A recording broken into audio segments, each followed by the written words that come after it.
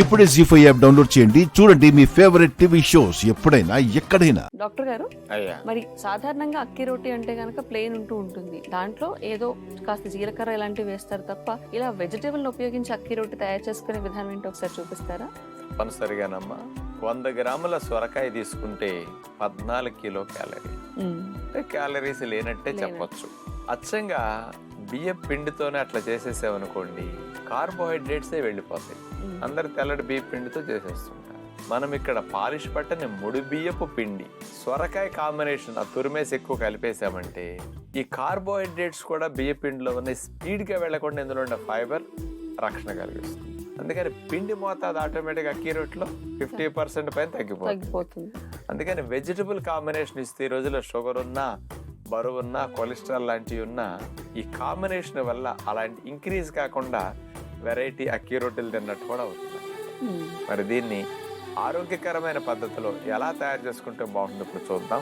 సొరకాయ రోటి తయారు చేయడానికి కావలసిన పదార్థాలు: సొరకాయ తురుము 1 కప్పు, ముడిబియ్య పిండి 1 కప్పు, పెరుగు 1/2 కప్పు, నానబెట్టిన శనగపప్పు 2 టేబుల్ స్పూన్లు, పచ్చిమిర్చి ముక్కలు 1 టేబుల్ స్పూను, అల్లము తురుము 1 టేబుల్ స్పూను, జీలకర్ర 1 టేబుల్ స్పూను, మేగడ 1 టేబుల్ స్పూను, కరివేపాకు, కొత్తిమీర కొద్దిగా. ముందుగా మనం తీసుకున్న సొరకాయ తురుముని ఇట్లా నీళ్లు పిండేసుకోవాలి. ఆ పిండేసిన తురుముని ఒక బౌల్లో తీసుకుంటాం. నీరు ఎక్కువ ఉందనుకోండి, అట్టు పల్చగా అయిపోతుంది, రాదు, కాబట్టి పిండేసేసాం. ఆ నీళ్ళు పిండేసిన తురుముకి ముడిబియ్య పిండి మనం తీసుకున్నాం కదా, దాన్ని కూడా ఈ సొరకాయ తురుము కలిపేస్తాం. ఇక అట్టు కమ్మదనం కోసం జీలకర్ర, అల్లము తురుము, కొత్తిమీర, పచ్చిమిరపకాయ ముక్కలు, కరివేపాకు ముక్కలు, నానబెట్టిన పచ్చెనగపప్పు వేసాం. వీటన్నిటినీ కలపడానికి నీళ్లు పోసి కలపకుండా కాస్త పుల్ల పెరుగు వేసి కలుపుకుంటే మంచి రుచి వచ్చి చప్పదనం లేకుండా అట్లు బాగుంటాయి అన్నమాట. వీటన్నిటినీ కాస్త గట్టిగా కలుపుకోవాలి రొట్టె కొరకు. అలా రొట్టె పిండి సిద్ధం చేసుకుని పక్కన పెట్టుకుంటాం. ఒక అరిటాకు తీసుకుని దానిపైన ఒక పెద్ద ముద్ద తీసుకుని మనం దాన్ని వేసి చేతివేళ్లతో నొక్కి రొట్టెలాగా అట్లా మందంగా చేతివేళ్లతో సర్ది, గారెలకి ఎట్లాగైతే హోల్ పెడతామో ఈ రొట్టెకి కూడా అట్లా హోల్ పెడితే మధ్య మధ్యలో బాగా కాలటానికి బాగుంటుంది. డైరెక్ట్గా అరిటాకుని తీసుకుని నాన్ స్టిక్ పాత్ర పైన అలా బోర్లించేసేసి ఆకు తీసేసేయాలి. కొద్దిగా వేడెక్కిన తర్వాత దానిపైన మేగడ రాసేయాలి. అంచులమ్మట కూడా మేగడ రాస్తే కలర్ఫుల్గా బాగా రొట్టెలు కాలుతాయి. ఒకవైపు కాలిన తర్వాత దాన్ని తిరగేసి మరోవైపు కూడా కాల్చుకోవాలి. ఇది చాలా చాలా టేస్ట్గా ఉండే రొట్టె అని చెప్పొచ్చు. డాక్టర్ గారు, మరి సాధారణంగా కొంతమందికి యాబ్స్ అనేవి ఇష్టం ఉంటూ ఉంటాయి. అలానే రెగ్యులర్ వర్కౌట్స్ చేయాలంటే కాస్త బోరింగ్ అనిపిస్తూ ఉంటుంది. మరి ఏదైనా ప్రాపర్టీ అంటే బ్యాండ్ లాంటి సహాయంతో ఈ యాప్ వర్కౌట్ ఎలా చేయాలో ఒకసారి చూద్దామా? తప్పనిసరిగానమ్మా. రెసిస్టెంట్ బ్యాండ్లను తెచ్చుకుని కాళ్ళకు వేసుకుని చేతులకు వేసుకుని మామూలుగా చెయ్యి కాలి కదిపినప్పుడు ఎనర్జీని ఖర్చు పెట్టేదానికంటే రెసిస్టెంట్ బ్యాండ్ వేసి మూవ్ చేసినప్పుడు డబుల్ ఎనర్జీ ఖర్చు అవుతుంది. కాబట్టి తక్కువ సమయంలో ఎక్కువ శ్రమని, ఎక్కువ ఫిట్నెస్ని, మనకు కావలసినట్టు మజిల్ షేప్ని తీసుకురావడానికి ఈ యాప్స్ వర్కౌట్స్ బాగా ఉపయోగపడతాయి. అలాంటి స్పెషల్గా ఇంట్లో చేసుకునేవి బ్యాండ్ సహాయంతో 4 రకాలు చూద్దాం. ఇప్పుడు పొట్ట తగ్గటానికి బ్యాండ్ సహాయంతో చేసే వ్యాయామాలు ఇప్పుడు మనం చూడబోతున్నాం. ముందుగా 2 చేతులతో బ్యాండ్ పట్టుకుని స్ట్రైట్గా నుంచున్న తర్వాత 2 చేతులను ముందుకు అట్లా చాపేస్తాం. ఆ తర్వాత ఎడమ చేతిని స్ట్రైట్గా చాపి కుడి చేతిని అట్లా వెనక్కి లాగుతాం. అంటే బ్యాండ్ అట్లా టైట్గా ఉంటుంది కాబట్టి బాణం వెయ్యాలంటే చేతిని వెనక్కి ఎట్లా లాగుతాం, అట్లా కుడి చేతిని వెనక్కి లాగేసరికి బ్యాండ్ సాగుతుంది. కుడి చేయి వెనక్కి లాగాం కాబట్టి కుడి కాలును కూడా ముందు నుంచి అట్లా వెనక్కి తీసుకెళ్తాం. వెళ్ళినప్పుడు కూడా కాలు స్ట్రైట్గా పెడతాం. ఇట్లా మూమెంట్తో చేయటం వల్ల పొత్తి కడుపు కండాలు, పై భాగం పొట్ట కండరాలు ఇవన్నీ కూడా బాగా బిగవటానికి, ఆ భాగంలో కొవ్వు కరగటానికి మంచిది. మళ్ళీ రెండో వైపుకి చేస్తాం. ఈసారి ఎడమ కాలుని వెనక్కి పెట్టి ఎడమ చేతిని లాగుతాం. కుడి చేతిని స్ట్రైట్గా అట్లా ఉంచేస్తాం. బ్యాండ్ని ఎడమ చేతితో లాగటం వల్ల ఎడమ చేతికి ఎడమ కాలికి ఇట్లా బెనిఫిట్ వస్తుంది అన్నమాట. అందుకని ఎడమ వైపు ఉండే పొట్ట భాగం దగ్గర ఫ్యాట్ తగ్గటానికి, ఆ తగ్గిన భాగంలో కొవ్వు కరిగిన భాగంలో పొట్టంతా కూడా బిగవటానికి ఈ బ్యాండ్తో చేసే ఈ వ్యాయామం బాగా ఉపయోగపడుతుంది. ఇక రెండవది, స్ట్రైట్గా నుంచున్నాక 2 చేతుల్ని లేపి 2 చేతులతో బ్యాండ్ని అట్లా పట్టుకుంటాం. తరువాత ఎడమ చేతిని స్ట్రైట్గా నుంచేస్తాం.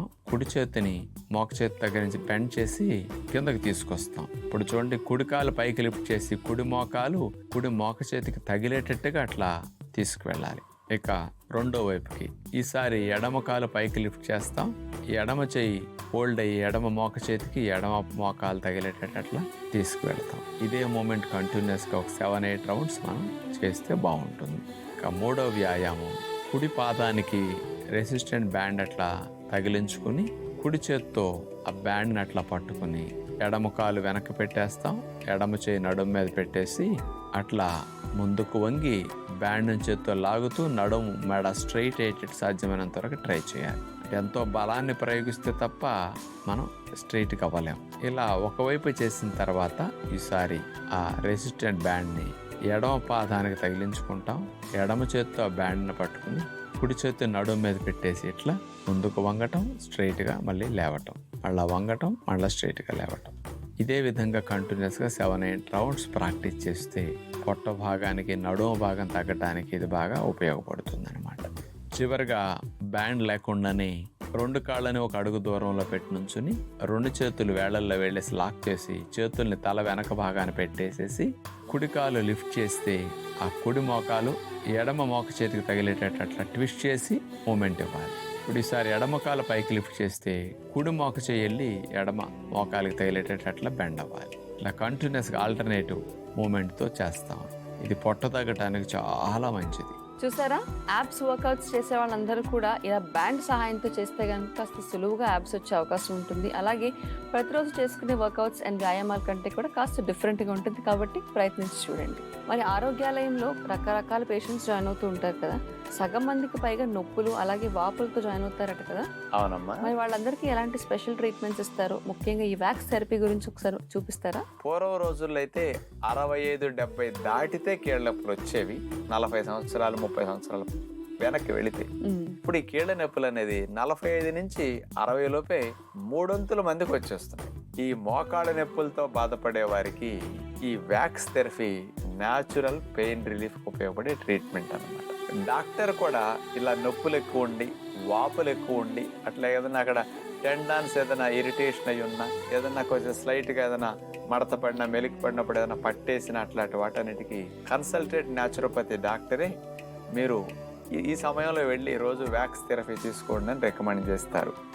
వాళ్ళ ట్రీట్మెంట్స్లో కూడా ఇది రోజు ఒక భాగంగా కూడా రాస్తూ ఉంటారు. మరి ఇలాంటి ఆడవారు మగవారు వ్యాక్స్ థెరపీ కోసం ఈ డిపార్ట్మెంట్కి వస్తే ఈ వ్యాక్స్ ట్రీట్మెంట్కి మనం 1 రూపీ కూడా ఛార్జ్ చెయ్యం. ఇది ఎలా ఉపయోగపడుతుంది, ఎలా వేస్తారనే విషయానికి వస్తే మనకి మైనం వ్యాక్స్ అంటే ఈ మైనాన్ని ఒక బాక్సులో వేసి కరెంట్ ఆన్ చేస్తే అది కరుగుతుంది. ఆ వేడెక్కి కరిగినప్పుడు ఆ మైనం యొక్క వేడి 50 డిగ్రీలు వేడి. 50 డిగ్రీలు వేడి అంటే మనం వేడి నీళ్లు పోసుకుంటాం చూసారా, అది 40, 44, 43 డిగ్రీలు వేడి నీళ్లు పోసుకుంటాం. మాక్సిమం 45 వరకు పోసుకుంటాం. ఈ పోసుకునే వేడి నీళ్ళ కంటే కొంచెం 5 డిగ్రీలు ఎక్కువ వేడి అన్నమాట.